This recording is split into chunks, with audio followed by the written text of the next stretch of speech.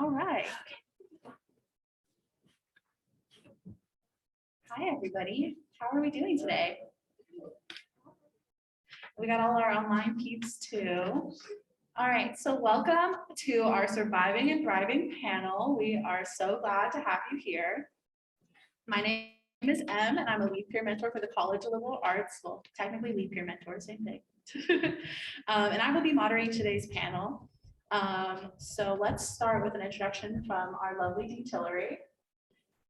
Thanks, Em. Thanks everybody for being here. I always love this event. We've been doing this, I think, for 4 years, and it's really one of the most valuable events that we do in terms of welcoming you here and welcoming you as part of the college, and giving you the opportunity to hear some really great advice from our current students. So I really want to thank everybody for showing up on this Tuesday afternoon, and I hope you get really valuable advice out of this panel. I will say that one of the reasons that we sponsor this event is that all of the research shows that students who are involved in college and get connected and feel like part of a community tend to do much better in college, and they tend to have a better experience, a more enjoyable experience. But we know that I can tell you that all day long, but it's much more meaningful when it comes from students like you. So, and our students are just doing really amazing things, and they're just really excited to talk to you about the opportunities that they've had as college students. So as always with these events, I want to thank all of our student workers, our students, for putting this together and for being our panelists. And I also want to thank Jenna Heath, our Director of Student and Community Engagement, for all the great work she does. So thank you, Jenna. I'm going to turn it back over to you, Em, to get us started. Thanks.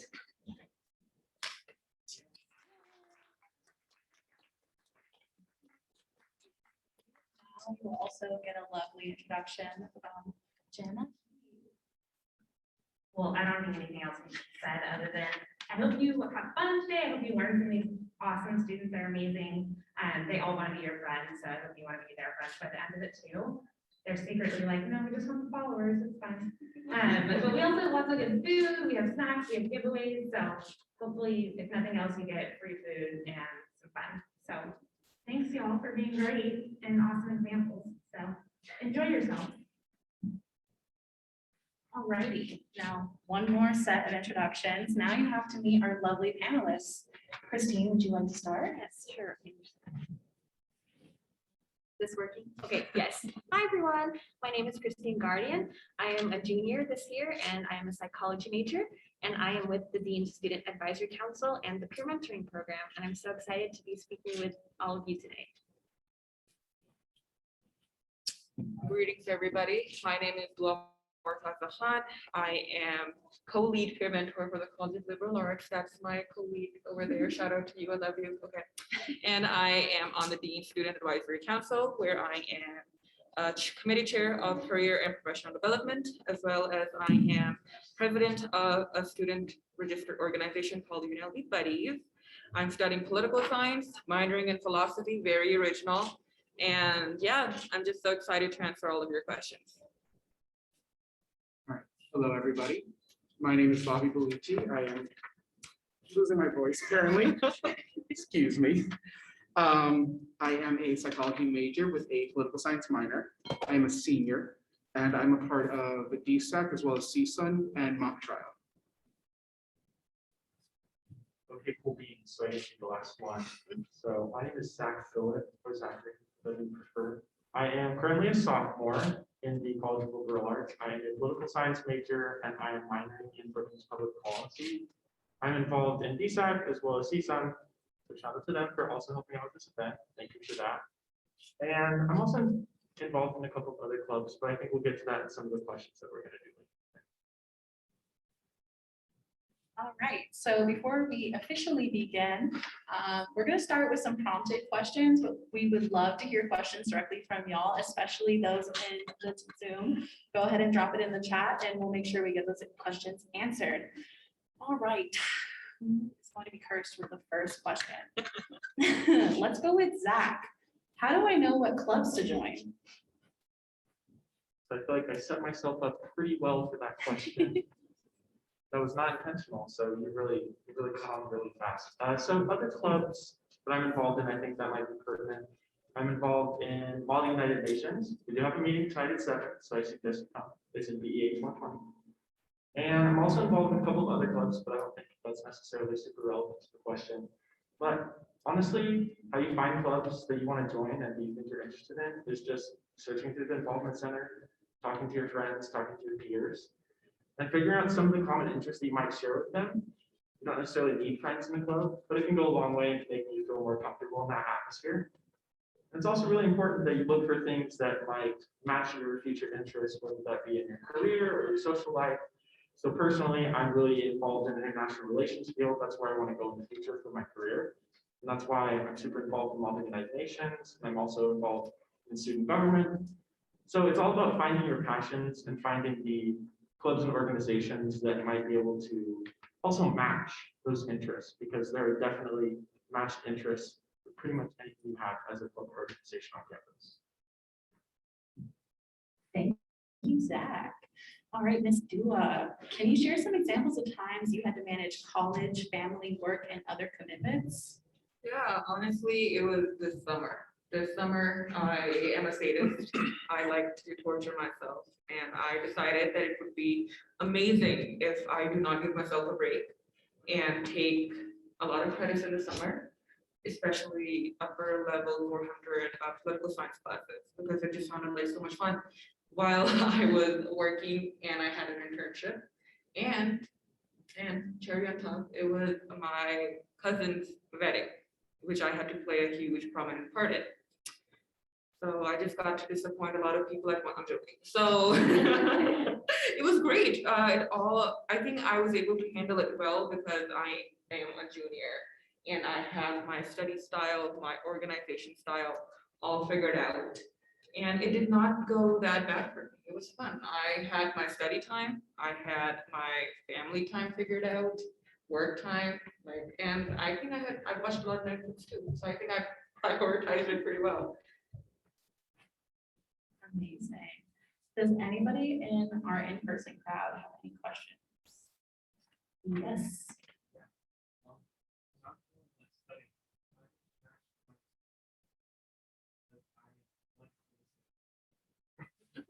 Bobby, I'm gonna throw this one at you. This was the first person to hand it to, so hello. No, it took me a really long time to find a really good study set, how to study. I think for me, it was kind of trial and error, figuring out what works for you, what really helps you to learn the material. And what really stuck with me is we're on college because we want to learn this material. It's not, I hope nobody's here just because they want a degree and they want to get out of here as soon as possible. But it took me really realizing I have to understand this material to move on to the next level. So for me, it was really, when we're learning it, kind of write it down, repetition, ask questions right in the moment when I don't understand it, and come back to it at a later time. Quiet's time, just sit down in a space where you're not distracted and just really understand it at a base level. Don't just try to memorize it for the test. Don't just try to flashcards, be okay, I know this, I can just look at this word and understand it for the next hour. It's really understanding the meaning of what's going on. And I'm a psychology and a political science major, so a lot of it is understanding the basics before you move on to the more complicated stuff. So just getting going back, don't be afraid to go back on it. So if I didn't understand, just go Schrodinger, if I didn't understand his theories, but then I had to use his theories in a paper, I would go back and reteach myself what that was so that I could be successful going forward in the future. So don't be afraid to relearn things. Don't be afraid to ask for help. And just don't be afraid to really envelop yourself in that material.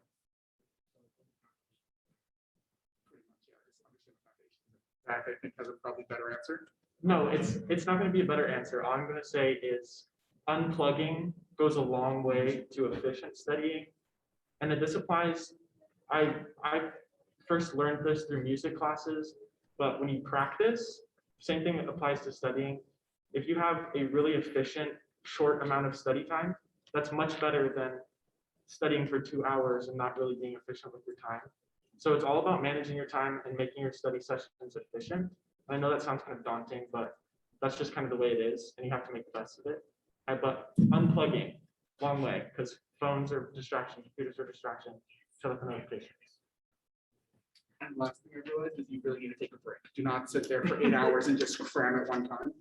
If you do not take like small breaks in between, you're never gonna fully learn that material. I learned that from psychology classes, that if you just try to cram in at one time, you're not gonna retain that information. So, if you have this test in a week, take that entire week, set aside this day for this material, this day for this material, really evenly spread it out so that, if I tried to learn this on Monday and by Wednesday I don't remember it, I know I have to go back to it instead of Saturday, Sunday before that Monday test, trying to cram it, and then Monday comes and you're like, yeah, damn, I don't know this at all. It did not stick with me. Another thing is yes, you will be assigned a lot of readings, right? We're in the College of Liberal Arts. We are the readers, the writers, and the thinkers. However, make sure that the material, be good at skimming through. You do not need to dissolve or absorb every single detail. So if you can choose your battles, rather choose your chapters in that sense, that can go a long way. And that comes from talking to your professor, like, hey, do you think about, just be open, be like, hey, I was reading this chapter, is this a very important, and the professor will let you know, like, hey, this chapter definitely do not skim. So yeah, make sure that you're reading material that is actually relevant. Thank you for that. I think we have a question from our Zoom. Yeah, so we asked, when should we get into a minor/second? When should we get into a minor/second major? Do we have any volunteers? Go ahead, Zach. I feel like I don't really need the microphone. I can project, but I'll just speak here so it's easier for everyone. Okay, so minors, I can't speak to a second major, maybe Bobby can, but minors I think are a really important part of solidifying your career path even more. So when you go into political science, there's so many career options from there. It really does not help you limit things down. Sure, you can take classes that might help you go, oh, I think I like international relations more. I think I like theory more. Or maybe I want to go into law. But I think minors do a really good job of directing your path into a much shorter, I don't know the words I'm trying to use, into a shorter path. And that would be easier to figure out your future career path. So I'm minoring in public policy because I learned recently that I don't want to go into law. I'd much rather go with a PhD route for public policy. And it's really helped to further develop my interest in public policy and in what I want to do for my career future. Yeah, so for minors or second majors, I would say get your first one solidified and down first before you try to move on to something else. Really understand why you're taking your first major. And then if you want a minor or if you want a major or a second major, then move into that. I would say, I don't say there's any timeline. I would say once you're solidified with your first major, and you don't need a minor, you don't need a second major.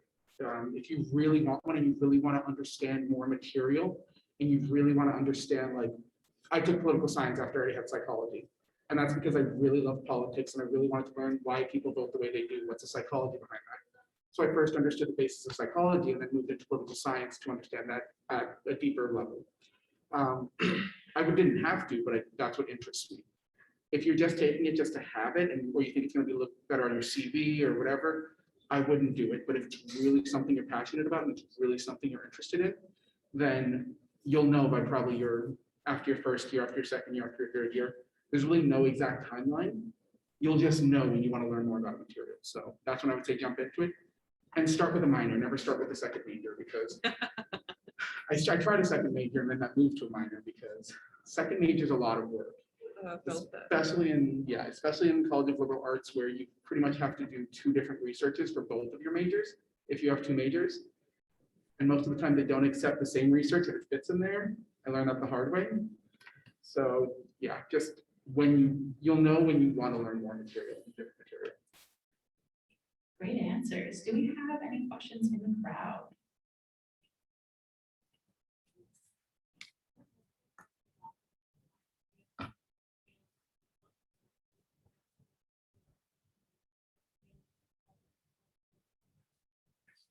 If you didn't catch that, I will give this one to you, Christine. How do you prepare yourself for failure and how do you overcome your first failure? Okay, so I can definitely relate to your question because when I was a freshman in college, I thought that my major would be nursing until I got a D in Bio 189. And I felt like such a failure. And I felt like my entire world shattered, especially after coming from high school. And I was so used to like getting straight A's. But then the first step to me that my dad told me was like, you are human and humans are not perfect. We're not robots. So that is the first step to realize whenever you get with that, like that big failure, you are human and you know, it's okay to make those mistakes. And overcoming it, it's not going to be easy. There are going to be some days where you're like, oh, like I can't believe I failed that. It was so easy. Then sometimes, you know, you get lost in like comparing yourself to others. So just know that overcoming it won't be easy, but you can do it. And then what I found that helps is journaling. So if you don't feel comfortable maybe like venting to someone that you trust about your failure, you can just journal out all your thoughts. And then just remember that because you failed, that doesn't mean you truly failed. You only really fail if like you give up. But as long as you keep trying, then you should be good. Thank you for that. Do we have any online questions? Okay, throwing it back to the crowd. Yeah, go ahead.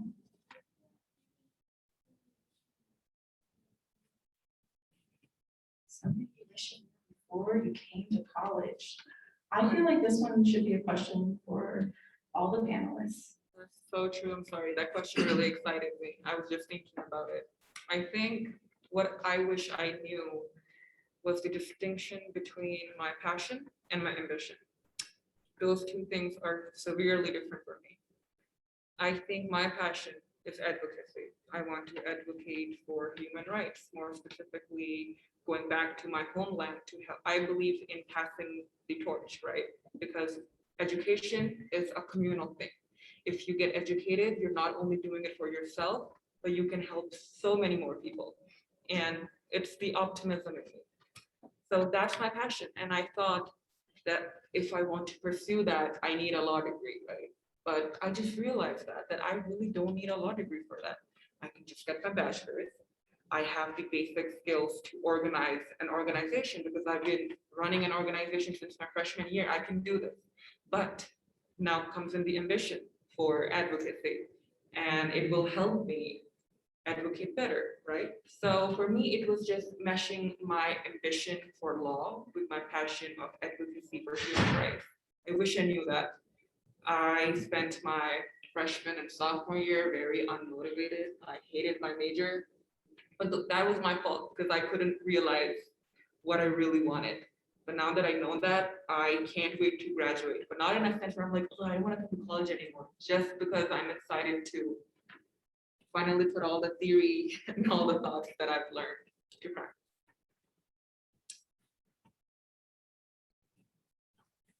So one thing I wish I knew,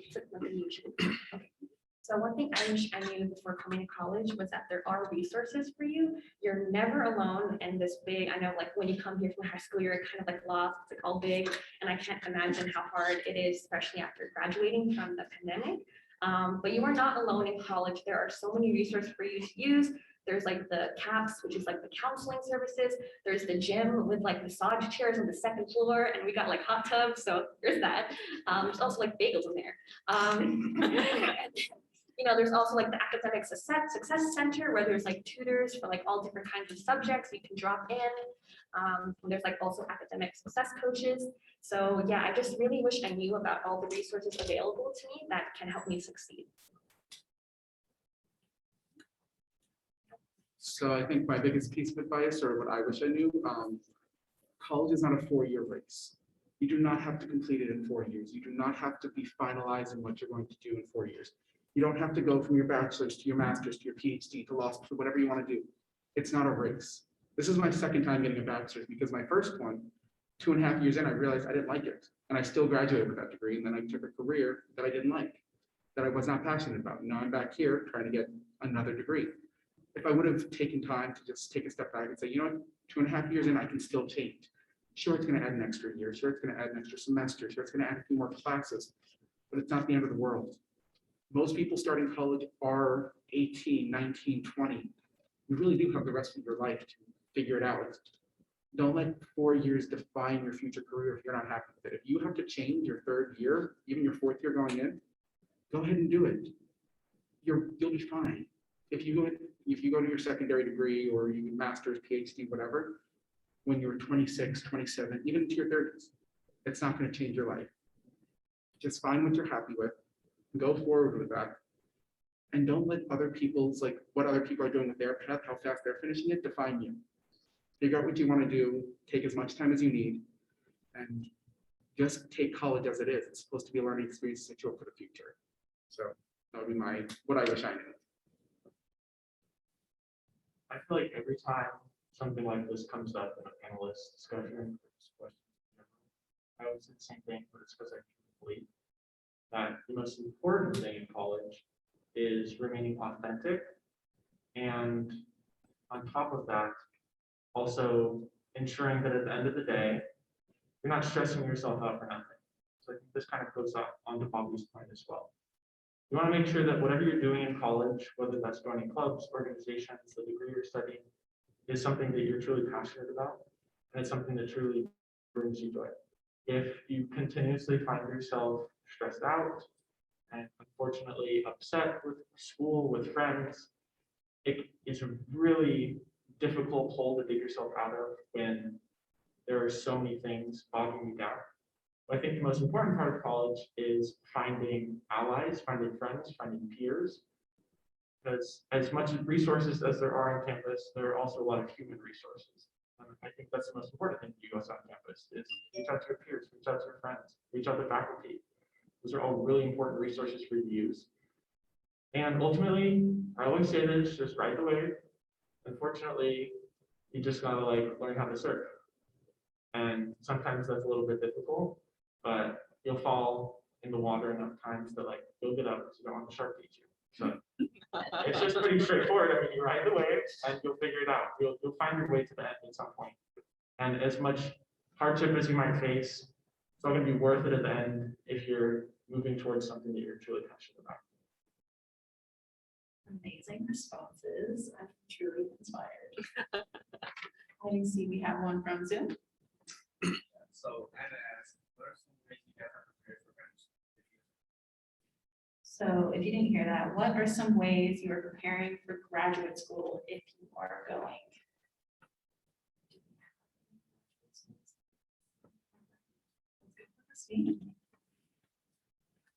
So to prepare for graduate school, what I've done is try to get leadership experience in clubs. So for example, I joined the Outreach Undergraduate Mentoring Program for Psychology, where we advocate for underrepresented psychology students to get into graduate school. And I worked my way up to become a student advisory board member. And then after the co-presidents graduated, I became a co-president. And then I also tried to reach out to my professor, who I did really well in her class, and I asked if I could become her teaching assistant. And so I think to prepare for graduate school, you just really need to look for those leadership experiences that you can get. But then also just volunteering at whatever, maybe in school or an animal shelter, because I think graduate schools do appreciate that. And then also it just depends on the program that you are applying to. So depending on the program that you're applying to, I suggest looking into what they are looking for their applicants. So whatever experience that you're looking to for your application correlates with the program that you're applying to. I can add to that. I want to go to law school. Again, so original, right? Someone from College of Liberal Arts wanting to go to law school. And I think end of my sophomore year, I was like, oh my God, my career and professional development is so bad. I can't hold a conversation. I can't look people in the eye. Someone asked me how my day is going. I'm like, you too, So for me, a huge part of that was joining organizations, finding role models, right? And then opportunity after opportunity, I found myself in COLA 402, which is an internship class. And I got a very competitive internship at a law firm. And I interned with them all summer. And now I'm on text message basis with the attorneys. And I'm not saying they're gonna hire me, but like they might, so. So for me, it was that, so I'm preparing, it was I guess more after graduate school, but I was like, okay, what if I go to law school? I get a law degree and I hate it, but then when I was in the office, I was just so comfortable with it. I was like, oh my God, this is estate planning, oh, it's fun. So I think for that, it just took off that really dark cloud from around me, like, am I adequate for this? Like, it's kind of serious. So internships really helped me prepare for my post-grad goals or aspirations. Thank you for that. Do we have any questions in the crowd? Any in the Zoom? So, how do you get adjusted to be more coming straight from high school? College? How do you become more independent after high school? I was like 10 years ago for me. We're not gonna- Authenticity. I feel like somebody is telling me that's what I just felt like. Okay, so authenticity, I'm gonna keep drilling this. Really big part of finding yourself and being independent. Independence is defined by you, it's not defined by everybody else. So if your version of independence means paying bills and moving out and having your own apartment, having your own space, then that's amazing. If your idea of independence means coming to school and helping to pay on your own and your parents are still supporting you, that's amazing too, because you're still finding your own path.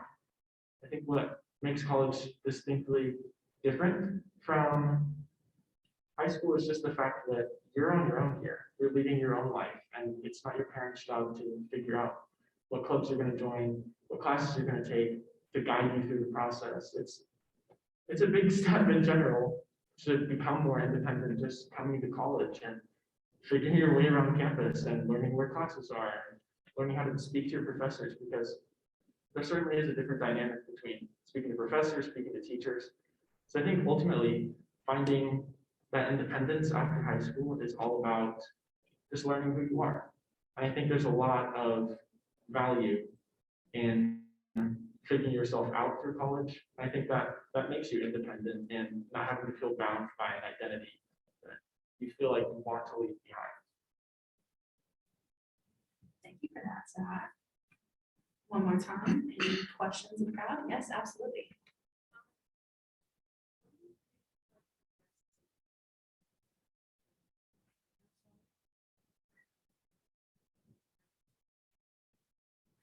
What is the best way to prepare yourself for your career?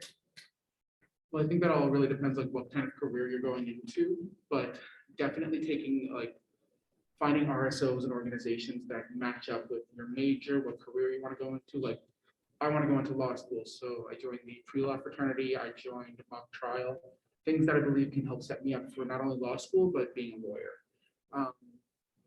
You can also kind of network, meet different people, meet people within your major, meet people within your college. Our College of Liberal Arts always puts out different internships that are going on. Take full advantage of that. So I think, I might be wrong, but I think that's only accessible to College of Liberal Arts students. And it usually has to do with different careers within the field. I would also say try it out, even if you don't think if it relates to your major, but you don't think you're not going to love it, you can still try it out. You can still try out different things. And honestly, be open to different possibilities. Because, I have one idea of what kind of lawyer I want to be, but I know that lifestyle doesn't always happen like that. I can get to law school and think, oh yeah, I want to be a trial attorney, and realize that my butt's going to get kicked by all these different trial attorneys. So I have to be ready to kind of parlay to a different type of law. And, I'm open to that possibility. I'm open to trying new things. So don't set yourself up for just one individual, part of your career. Just expand and look at all these different avenues, because you might find something that you never knew about before that you'll fall in love with. Awesome. Do we have any questions in the Zoom? Questions for the group now? Yes, go for it.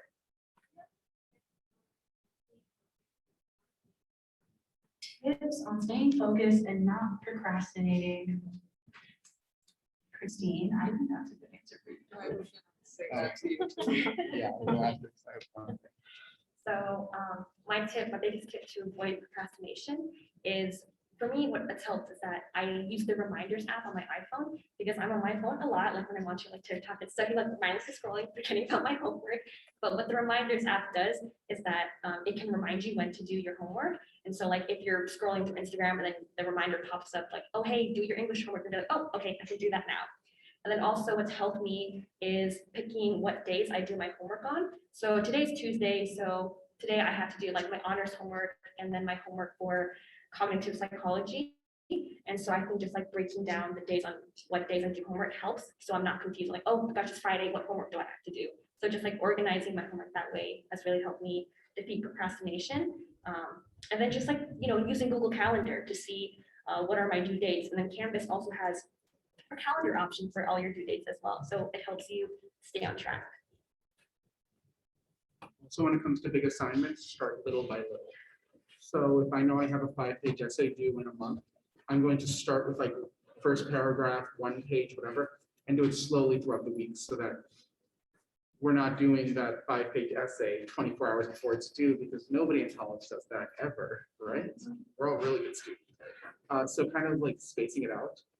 Also, I know that my phone is my weakness. So I legitimately have one of those boxes that lock it in there for an hour. And I will not, I can't touch it because I know I will get distracted by that. So being somewhere else other than putting your phone somewhere else, maybe not extreme to lock it somewhere, but put your phone in your kitchen, you do your homework somewhere else so that you're not being distracted by that.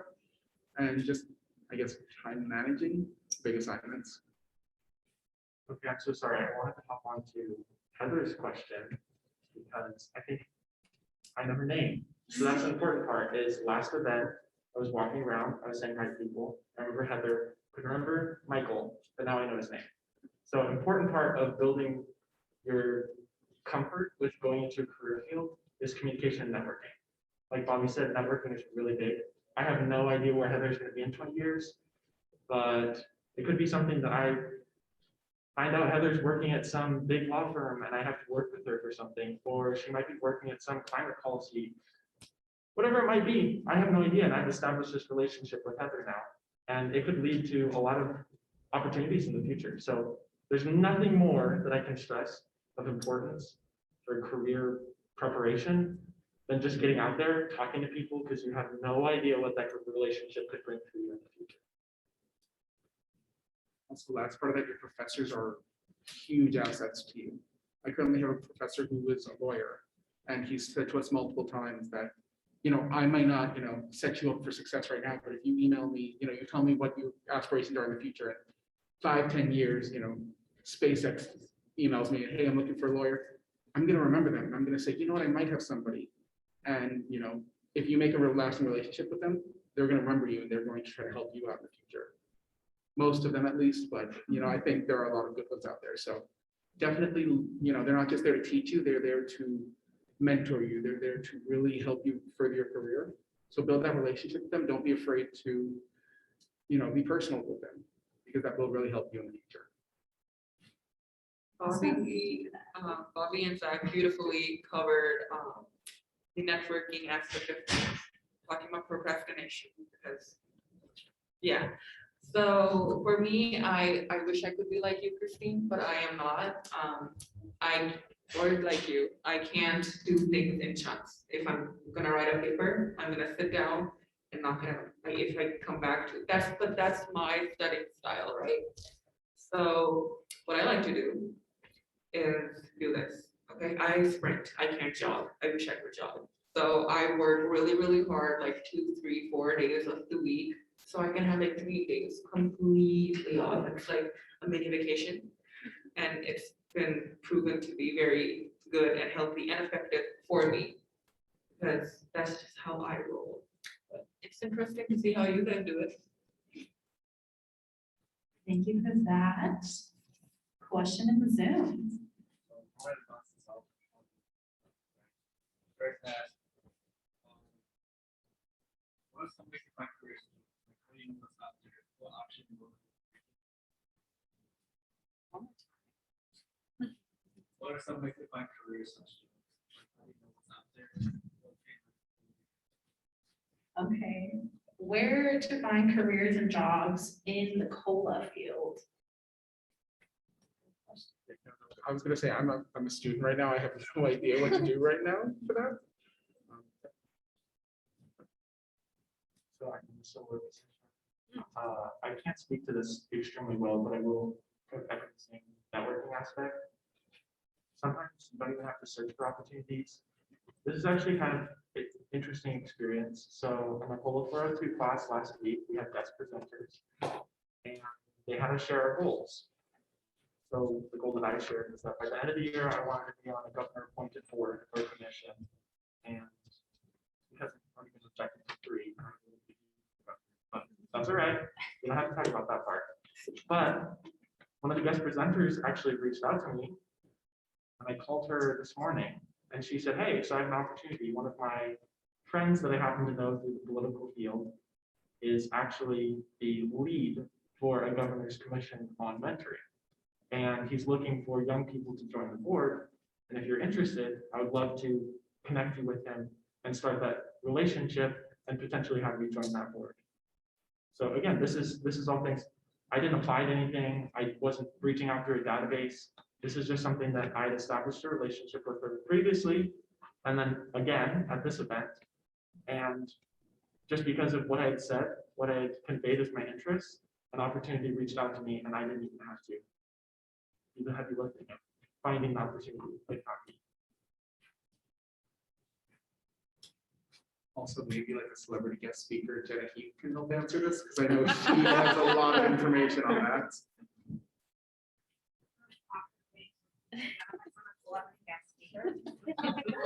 It's who you are. Yeah, okay, so I think this is a good question. So I think it depends what part of liberal arts you're in. Thanks, Sam. Oh, no. Yeah. Yell really loud. Yeah.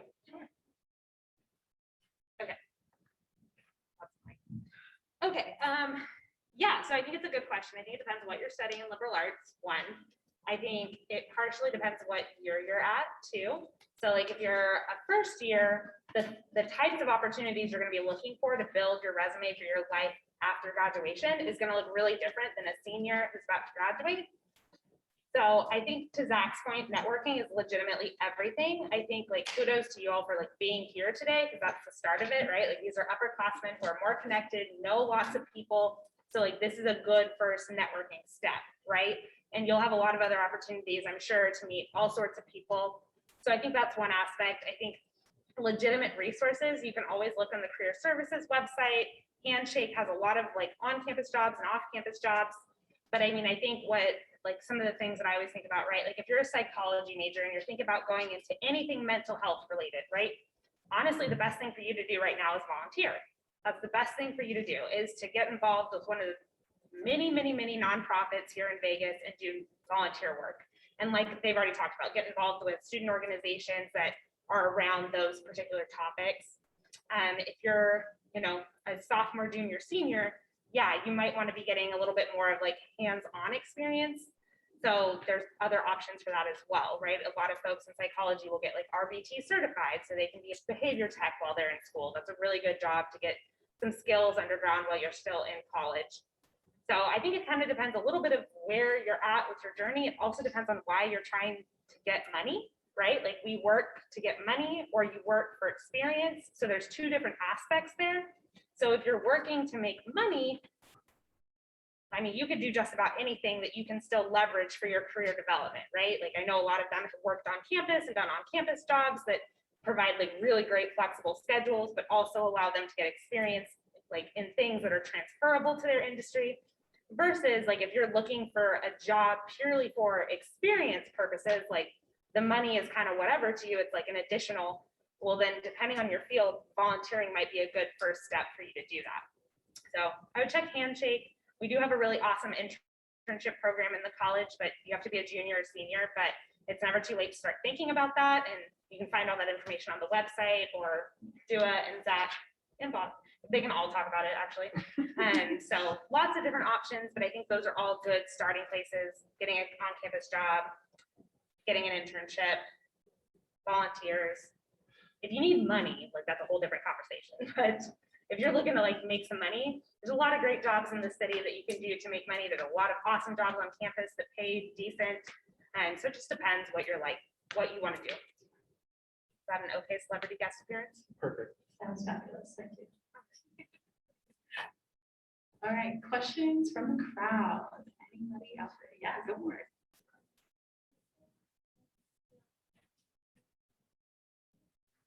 Is there a skill that helped you throughout college?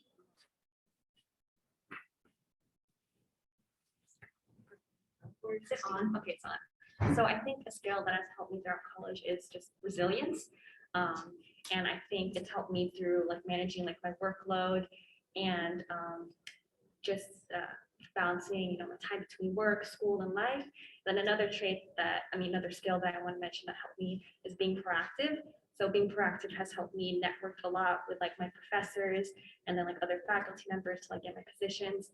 And in fact, one of the examples I have is I was really proactive about becoming a tutor. And so I got connected with the coordinator for student athletes and I got offered to be a lead tutor for student athletes. So I think being proactive and just being resilient has helped me balance my college workload a lot. One quality that I think has helped me is being resourceful. I highly disagree with the general stereotype that is, oh, you need to be intelligent to go to college. I disagree with that. You just need to be resourceful. Professors are a resource, Bobby is a resource, Zach is a resource, YouTube is me. So if everybody is. So like you're looking for a building, right? But if you're just walking around looking for that room, you're not gonna get anywhere. But if you know where to go, things can move much faster. And I was talking to a professor of mine about a paper that I want to publish. And she's like, you know what, we can do something about it. I'm like, oh, thanks. But if I was to talk about this to, I don't know, my nail tech, I would have not gotten anywhere. So just be resourceful, keep in touch. So keep in touch with people. Don't just ghost them. Don't just show up when you need a letter of recommendation. That's, no, don't do that. So follow up, stay in touch, know your resources, network. Zach, I'm getting so many head nods from Zach. I'm happy. I would say being bold, just trying it out. The worst somebody can say to you is no. Hey, I'd like to join this RSO. Can I jump in? Hey, I'd like to join this team. Can I, audition or whatever? Going to a professor, I'm looking for a research opportunity, or I'm looking to get a paper published, or to be a TA. The worst that could happen is people say no to you. And the best that happens is, that thing that you asked for will happen. And even if they say no, a lot of the times with professors, they'll say not right now, but I'll help you in the future, or I'll set you up with somebody who can help you up, if you want to do a research project. I've had so many professors tell me, this isn't in my wheelhouse, but I do know different professors who can help you, and they've set me up with those professors who I didn't actually have access to before. So just be bold, don't be afraid to take chances, and just go for it. You have 2 ears on your body for a reason. And they're really important. I will say actively listening is undoubtedly probably one of the most important skills you can ever get in your entire life. This is one thing to passively listen. Doesn't do much for you, but if you actively listen, it really not only increases just your ability to remain proactive on things, but it's also a really big part of communication. Communication is a two-way street. And if you're actively listening, and then you're able to participate in conversation and communicate with people based off of what you've been actively listening to, it goes a big way in forming relationships because people feel valued and that their opinion is actually valued in you if you're actively listening and you're actively participating in conversation. It's really easy to be passive in college because we're super busy and stressed. There's nothing I can stress more than in lectures, when you're talking with your friends, whatever it may be, to actively listen, use your ears, because they're there for a reason. And that's, I think, yeah. I think we're gonna wrap it up with about one more question before we start doing some giveaways. Any in the Zoom? Any in the crowd? Yes.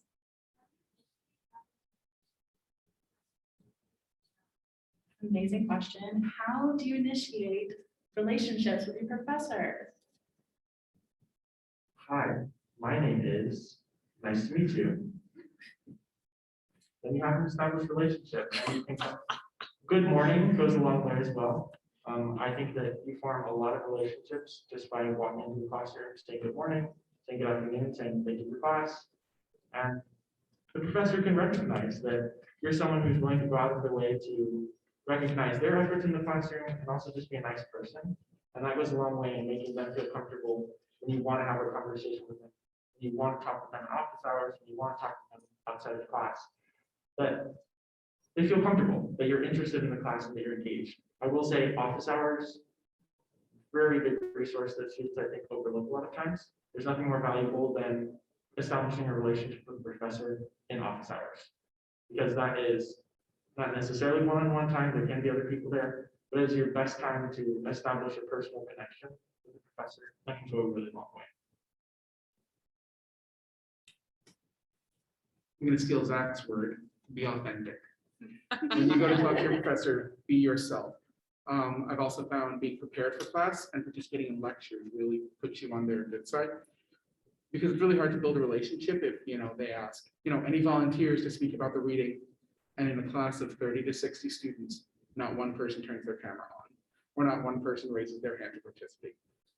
They really like student engagement, so if any little thing that you can do to participate, even if it's speaking once per class, or showing the professor that you came prepared, that will really go a long way, and they'll remember you, and they'll remember you as like a hard worker and somebody who steps forward and somebody who is like, a prepared student, and they'll want to work with you in the future. Amazing, thank you. Do we want to wrap it up or do we have time for another? One more to wrap it up? Okay.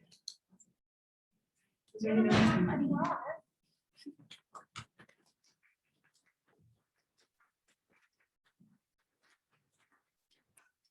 You all are stellar.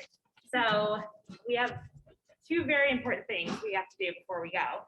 So the first thing, if you have a pretty little red ticket that looks like this, you are getting a Starbucks gift card.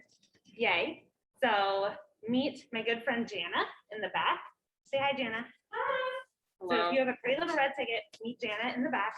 You would have gotten one when you came in. So some of you are like looking for your stuff. We didn't hide it. We actually just gave it to you. So if you have a red ticket, go visit Jana in the back. And then we have 2 scholarships we're giving away today, too. So thanks you all for asking great questions. You all did an awesome job. I don't know your name, but really pretty mask that I compliment on the way in. You get one of our scholarships. Congratulations.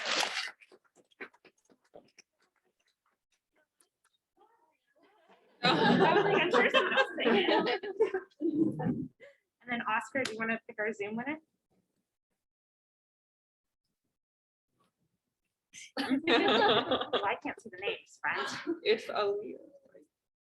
Yeah, you would. Aaliyah? Aaliyah, yay! Also gets a gift. So if our CSUN senators want to stand up, wave. So our event today is sponsored by our student government, CSUN. So there's food in the back, there's sandwiches, all sorts of goodies. So feel free to grab a sandwich on your way back. Our panelists will hang out up here for a few minutes if you want to ask them questions or chat with them or talk to them about their student organizations, how they got to be amazing people. Feel free to come up and chat with them. Otherwise, thanks for coming. Hope you learned something awesome, and we'll see you next time. Jazz.